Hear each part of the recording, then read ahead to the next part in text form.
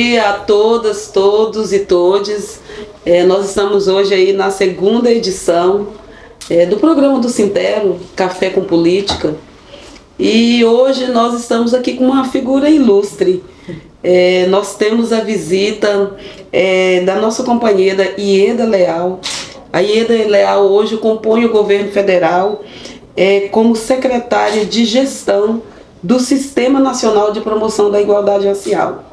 Então, para nós, assim, é uma grande honra recebê-la aqui. Nesse momento estamos aqui com a nossa secretária de Gênero e Etnia, entre outras coisas, né? Tem uma atuação aqui no Estado bem relevante no que diz respeito às políticas, né, de igualdade racial, Rosa Negra. A nossa secretária de Assuntos Jurídicos do Sintero, Márcia. Bom dia, né, a todos. Queria dar boas-vindas à Ieda. Para mim é um prazer compor essa conversa com três grandes figuras, né, que nos representam na defesa dos negros, né, na igualdade racial. É um prazer, Ieda, te receber aqui no nosso estado. E recebendo aqui essa visita ilustre, Rosa Negra.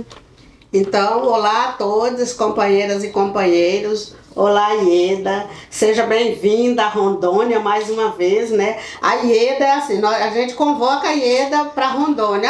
Eu tô na correria. Então, ache um momento na sua agenda, porque a gente está precisando aqui. E esse é um momento ímpar, porque nós vamos estar fazendo esse diálogo, né, sobre a política de igualdade racial, e a Ieda é autoridade nesse assunto, né? Ela é do MNU também, do Movimento Negro Unificado, estava na CNTE, na Secretaria de Combate ao Racismo da CNTE, então ninguém melhor do que ela para fazer esse diálogo conosco aqui no estado de Rondônia. Como que está a política, né? E você veio com essa tarefa, né, de fazer o diálogo com todos os entes, né, envolvidos para a promoção da política de igualdade racial. E aí eu falo com você agora, como que você está vendo tudo isso? Você está na Secretaria Nacional, como que a Secretaria está conversando, dialogando com os estados e também fazendo esse monitoramento da política, né? Eu queria agradecer o convite e dizer que é para mim um prazer tomar um café com todos vocês. Eu acho que esse estado que me acolhe, muito obrigada, Léo, muito obrigada, Rosa, muito obrigada. Por quê? Porque este café tem sabor de vitória. A vitória do povo do Brasil. E quando recebi o convite, Rosa, em toda a trajetória da minha vida, eu pude compreender que, mais uma vez, eu vou servir ao Estado. Eu vou devolver tudo aquilo que o Estado um dia me deu. Eu sou uma professora, pedagoga, filha da Maria e do Moacir, que são meus pais, nascida no interior de Goiás, no Pires do Rio. Frequentei escolas públicas. Em determinado momento eu fui para uma escola conveniada, depois fiz estudei pedagogia. Depois eu fiz uma especialização em métodos e técnicos de ensino, porque eu queria aprender mais como é que o Paulo Freire dava conta de ensinar e alfabetizar. Saí da Universidade da PUC, né, porque eu estudava à noite, e tive a grata possibilidade de passar no concurso público e ser professora do município de Goiânia. E atuar também no estado de Goiás como professora, em determinado momento, convidada dos meus colegas para trabalhar a questão racial. Eu vou dizer para vocês que essa conversa, que fui convidada pela ministra Aniele Franco para estar compondo o Ministério da Igualdade Racial, foi para mim uma surpresa e o desejo de ajudar. Eu acho que o Brasil ganha quando tem pessoas com experiência para ajudar a desenvolver. Eu tenho certeza que em todos os cantos do país nós temos profissionais de educação, nós temos uma escola. Nós temos algum profissional da saúde, nós temos gente que deseja mais conhecimento. E a grande tarefa dessa secretaria, em que eu estou à frente, é fazer essa gestão junto a todos os prefeitos e, logicamente, aos governos do Estado, para que esses entes federados eles possam compreender a importância de se discutir e ter projetos de igualdade racial. Então, combater o racismo. Todo momento, ser chamada pelo governo federal para estar postos para colaborar, foi para mim um chamado que eu não poderia deixar de atender. Em nome, eu sempre falo isso, da minha neta, que tem 4 anos, das outras crianças que vão nascer, e da minha mãe, que tem 85 anos. Então é uma diferença entre elas de 80 anos, em que eu acho que a gente precisa ajudar o Brasil. E é o segundo estado que eu estou vindo representar o Ministério da Igualdade Racial. E eu gosto de saber que eu estou rodeado de mulheres empoderadas, junto ao movimento social, para a gente fazer essa conversa também com as outras entidades e com o governo local. Mas assim, são menos de 100 dias de governo. E a impressão que a gente tem é que tanta coisa já aconteceu, porque nós ficamos 6 anos em um total desmonte das políticas públicas, das políticas de inclusão. Ao seu ver, quais são os maiores desafios? Eu tenho repetido muitas vezes a grande possibilidade da gente acabar com a fome no país, acabar com a pobreza extrema que vive o povo brasileiro. E aí a gente tem fome de viver bem, de morar bem, a gente tem fome de educação. Então, esta fome que a gente diz, que o nosso presidente diz o tempo todo, é exatamente isso. Quando você dá a possibilidade das pessoas terem emprego. Nós buscamos ocupar todos os espaços. Na política, tudo é política para a gente, né? Da compreensão de que o político ajuda o desenvolvimento do país. Nós precisamos recuperar esse sentido da política. Então, nós precisamos compreender que, gerando emprego, a gente mata a fome. A gente construindo casas para que as pessoas possam morar nos bairros adequadamente, com todos os equipamentos sociais, a gente mata a fome. Nós lutando contra o preconceito, lutando contra o mês de março agora, lutando contra a violência contra as mulheres, a gente mata a fome. Então, essa simbologia da fome no país, ela é importante porque a gente precisa fazer essa discussão com os nossos alunos. Nós precisamos nos afastar e estancar as pessoas que violentam drasticamente a sociedade e que não respeitam os limites. Então, os racistas, os fascistas, os sexistas precisam ser enquadrados e punidos. A justiça precisa fazer aquilo que precisa ser feito contra essas pessoas.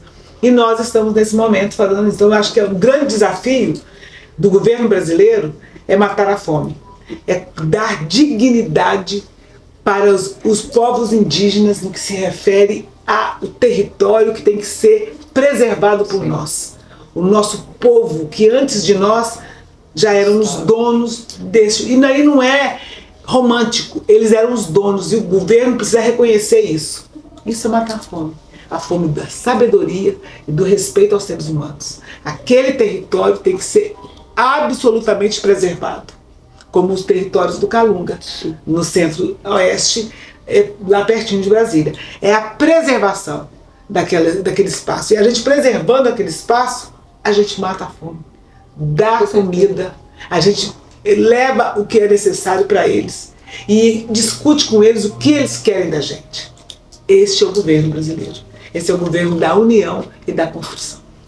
Ieda, é a primeira visita oficial do governo Lula aqui no estado de Rondônia. E assim, muito nos alegra porque é uma mulher e uma mulher preta. O que te traz aqui? Como que está a sua agenda aqui no estado de Rondônia? É uma agenda organizada por uma pessoa que eu aprendi e tenho uma relação muito boa com Rosa Negra. Ela convocou, uma convocação, eu discuti a pauta com ela, anunciei no Ministério que eu ia estar aqui presente para a gente desenvolver algumas atividades relacionadas à pasta, especificamente do Ministério da Igualdade Racial, que era trazer a prefeitura, o estado, o município, para que eles possam fazer a adesão ao nosso plano de gestão nacional de igualdade racial. É necessária essa conversa que não é uma conversa fácil, mas tem que ser uma conversa justa, absolutamente democrática, mas que nós precisamos devolver para o Brasil essa possibilidade da gente ter as capitais, os estados, todos os municípios envolvidos na igualdade racial. Então, objetivamente, nós precisamos fazer essa conversa e precisamos envolver as entidades, o movimento social, porque o movimento social responde também pelo movimento que a gente faz de proteção aos direitos dos trabalhadores e das trabalhadoras, dos desempregados, dos moradores de rua, das pessoas que querem ter sua casa, das pessoas da saúde. Então é aqui no município que as coisas acontecem. Então nós não podemos negar essa possibilidade do diálogo. O governo brasileiro hoje é um governo de diálogo. Então essa ação que eu estou fazendo aqui, ela vai se replicar em todos os outros lugares que eu vou passar em nome do governo brasileiro, trazendo a pauta que é uma pauta construída pela maioria do povo brasileiro que elegeu Lula e Alckmin para gestar o Brasil. Mas o gestar é coletivo. Então o chamado do presidente da República para que a gente tenha não só a autoridade de conversar, mas passar a responsabilidade para todo mundo nos ajudar a conduzir o Brasil da melhor forma possível, respeitando a diversidade, reconhecendo em cada mulher, em cada criança, em cada jovem, em cada homem, da população LGBTQIA+, dos grandes comerciantes, dos pequenos produtores, o reconhecimento, cada um precisa nos ajudar no desenvolvimento do país. É isso que a gente precisa fazer. Nós não queremos fome, nós não queremos desemprego, nós queremos saúde, nós queremos lazer, nós queremos a possibilidade de a gente conhecer outros estados. A gente precisa ter férias, nós precisamos ter gente que possa ter o poder de compra, nós queremos entrar nas universidades, a gente quer que cotas funcionem, a gente quer que o Ministério Público do Trabalho continue nos ajudando a tirar o povo dessa situação da escravidão. Nós precisamos fazer com que os sindicatos eles funcionem da forma da representatividade. Então o Lula disse que é o seguinte, para o Brasil funcionar. Ele está hoje como o grande regente dessa orquestra que cada um precisa tocar o seu instrumento para dar certo. É isso que a gente tem que fazer. E garantir a vida das mulheres. Nós não vamos abrir mão disso. Nós somos a maioria absoluta de mulheres no país. Nós, negros, somos maioria deste país. Sim. O presidente disse no primeiro discurso dele, é necessário fazer o combate ao racismo. E ele levou a sério. Ele instituiu o Ministério da Igualdade Racial. Ele colocou 12 mulheres para gestar junto com ele na direção dos cargos principais do Brasil. E ele continuou convocando mais mulheres para os outros ministérios. Então nós precisamos entender isso. Precisamos replicar isso no município, precisamos replicar isso na associação de bairros, precisamos replicar isso nas escolhas dos nossos representantes da prefeitura. Então o Lula deu um bom exemplo. E eu acho que excelente exemplo. Então eu acho que isso é bacana. E a gente precisa conversar sobre isso com as pessoas, com todo mundo. Nós estamos autorizados a abrir o diálogo para salvar o Brasil desse marasmo que foi esses 6 anos de um governo que, através do golpe, tirou nossa presidente Dilma e depois, através das eleições, que ganhou mentindo para o povo brasileiro. Então o Lula retorna para a gente garantir o desenvolvimento e o diálogo com a América Latina, com o mundo. Isso ele sabe fazer e faz bem, e nos representa. E nós precisamos fazer. Para dentro do Brasil, a conversa é conosco, com as mulheres, com a juventude, com a população LGBT, é saudar todo mundo que tem coragem de continuar o diálogo para desenvolver o Brasil. Bom, a Ieda, ela fez já o comentário sobre a participação das mulheres. São 11 mulheres, né, ministras hoje no governo Lula. É um recorde histórico, né, na história da política brasileira. E é muito interessante ver que essas mulheres, nós acreditamos nisso, elas vão dar um novo caminho, né, para a forma de ver a política no Brasil. Nós acreditamos nisso. Mas assim, eu gostaria aqui de comentar sobre a participação da mulher negra. Nós entendemos que tem avanços, mas muito mais precisa ser feito. Sabemos que não é de uma hora para outra, né, diante do histórico, né, que temos sobre a exclusão das mulheres e principalmente das mulheres negras. Como que você vê essa participação? Você hoje é uma mulher negra que está inserido. Como que você vê essa sua participação no governo Lula para representar as mulheres e empoderá-las, né, para que a gente se sinta numa condição de dizer: eu posso, eu quero. Essa representatividade, ela é muito importante. Comente mais um pouco sobre isso, sobre essa questão do empoderamento, da representatividade para as mulheres, principalmente para as mulheres pretas. Eu quero aqui dar um exemplo, contar uma história que eu acho que eu posso rapidamente. Em 2018, em Goiânia, nós recebemos várias mulheres. Sueli Carneiro, Conceição Evaristo, e recebemos Angela Davis, recebemos Dulce Pereira, muitas outras mulheres no Encontro Nacional, 30 anos depois do primeiro encontro de mulheres negras no interior do Rio de Janeiro. A Angela Davis, ela deu um depoimento. Ela perguntou, nós conversamos algumas coisas, ela perguntou pra gente como é que nós nos defendíamos, como é que as mulheres do Brasil se organizavam para ter uma defesa pessoal. E, logicamente, a gente ficou muito preocupado porque nós nunca pensamos na preparação da defesa pessoal. E isso a gente precisa fazer. Nós precisamos nos defender dentro de casa e fora de casa, quando tem uma agressão.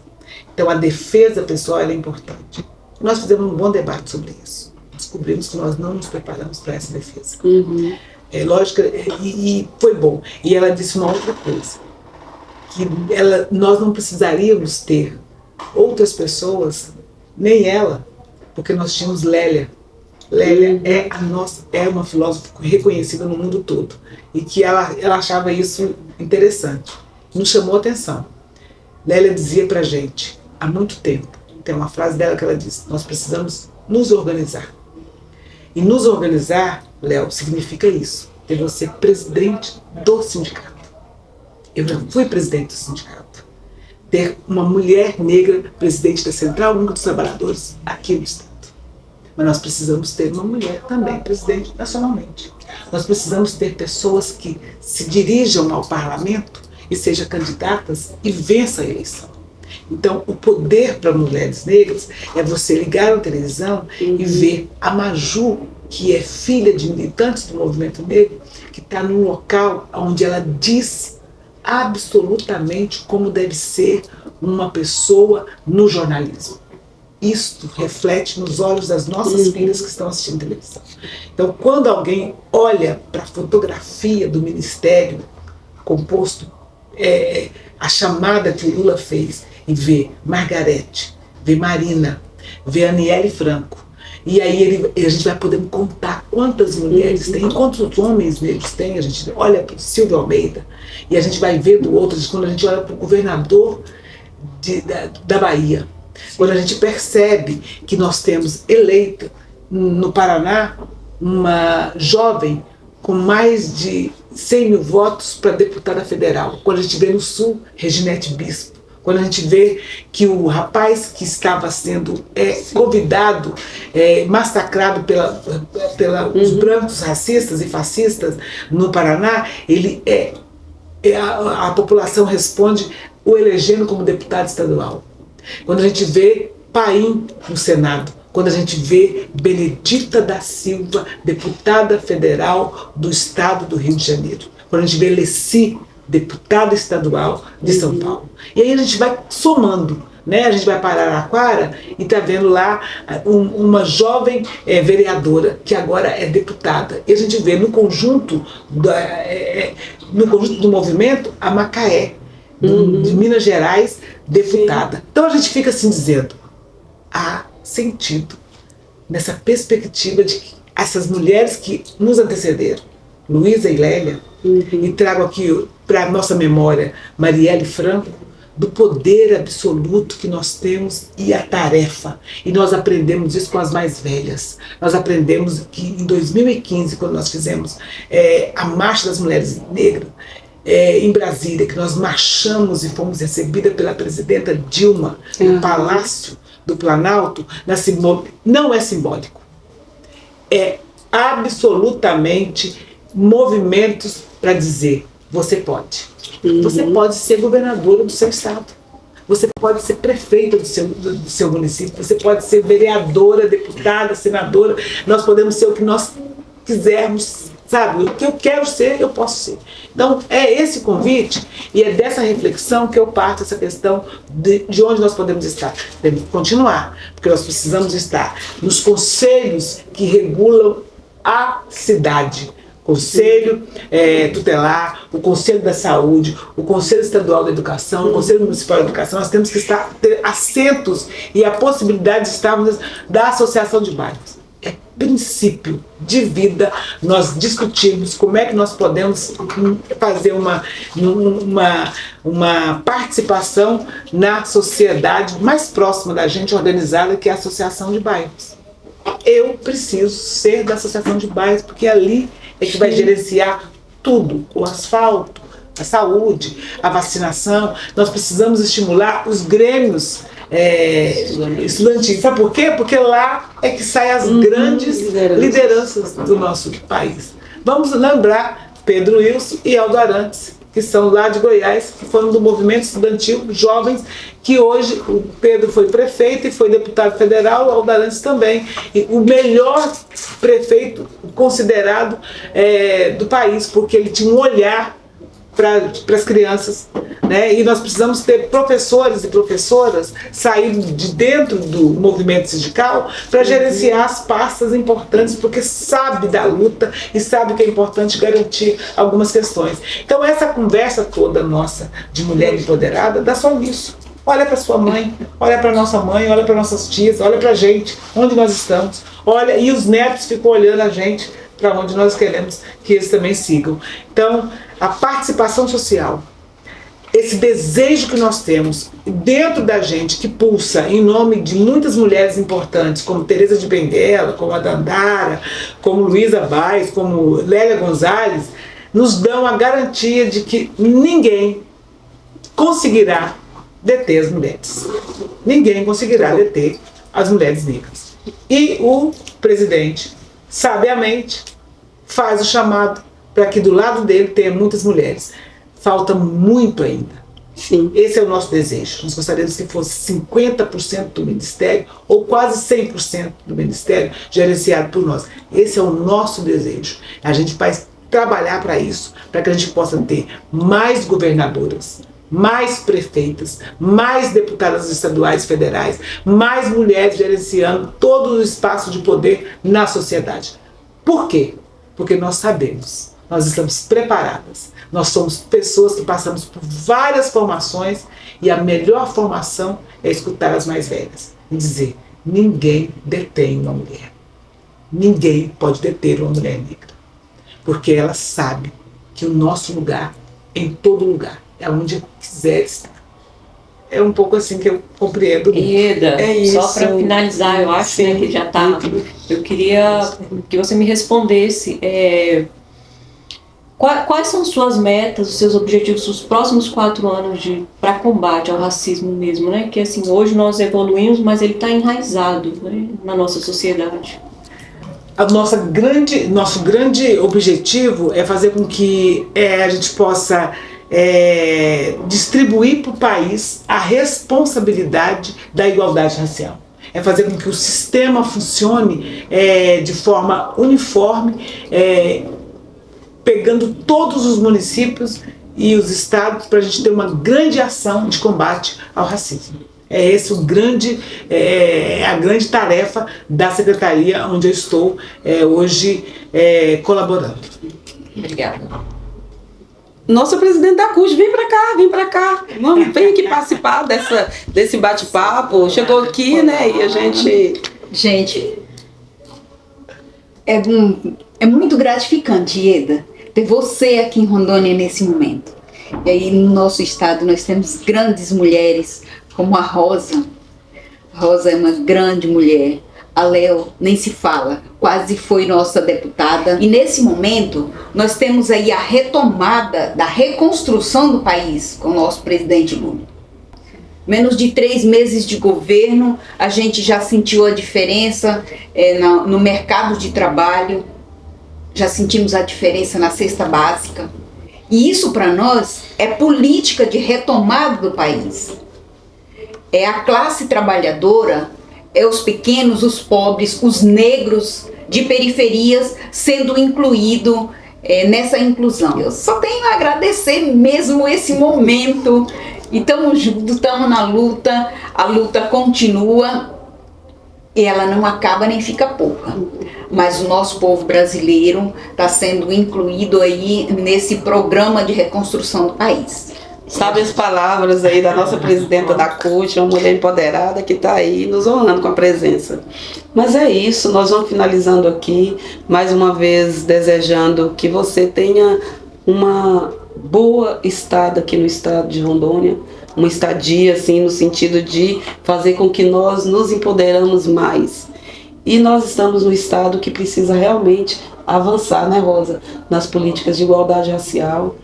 Como já foi bem dito aqui, nós temos uma pessoa que está em frente, enfrentando esse desafio, essa pauta, que muitas vezes a sociedade, os poderes, de quem está no poder, não quer fazer esse debate.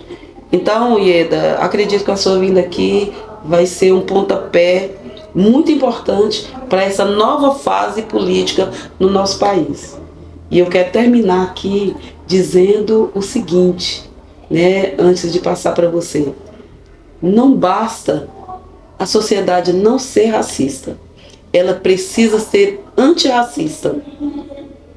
Pretos, brancos precisam estar incumbidos nessa luta que não é só da população preta, mas é de toda a sociedade brasileira. Muito obrigada mais uma vez. Eu agradeço, digo para vocês que estar aqui hoje, podendo colaborar, é o grande sentido, mas fazer com que o Estado, o município possa entrar neste jogo e nós sairmos vitoriosos, porque o nosso grande colaborador no desenvolvimento do país, ele nos deu a oportunidade de fazermos diferente. Então nós vamos responder com a nossa organização. Assim disse Lélia e assim nós faremos. Então a gente contar com todos, todas e todos. É isso, eu quero agradecer e em nome do Ministério da Igualdade Racial, nós temos uma tarefa grande de fazer esse diálogo em todos os municípios do nosso país e a gente ganhar este jogo em todos os lugares. É isso. Muito bem. Obrigado. É isso. Chegando aqui ao fim de mais um programa Café com Política do Sintero. Café com Política. Obrigada.